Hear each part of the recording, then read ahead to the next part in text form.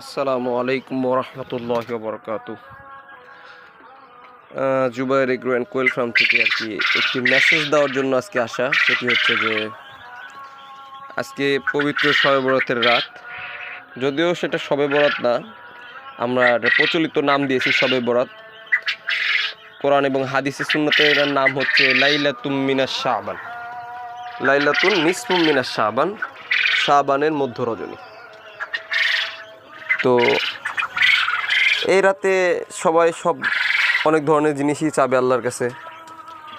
আমি বলবো যদি কিছু চাওয়ার থাকে তাহলে অবশ্যই বলবেন আল্লাহ আপনি যেন আমার হেদায়েত দান করেন, যেন হেদায়েত দেয়। কারণ আল্লাহ বলতেছে ওয়ালাউ শি'না লাআতাইনা কুল্লু নাফসিন হুদাহা ওয়ালাকিন হাক্কাল কওলু মিন্নি লাআমলা আন্না জাহান্নামা মিনাল জিন্নাতি ওয়ান নাসি আজমাইন। যদিও আয়াতটি অনেক বড়, তারপরে জানানোর জন্য ভিডিওটি করলাম। আয়াতটির অর্থ হচ্ছে এইরকম যে আমি চাইলে প্রতিটি মানুষকে তার হেদায়েত দিতে পারতাম, কিন্তু আমার এই কথাও সত্য যে আমি জাহান্নাম বানাইছি, যে জাহান্নাম পরিপূর্ণ করব মানুষ এবং জিন দ্বারা।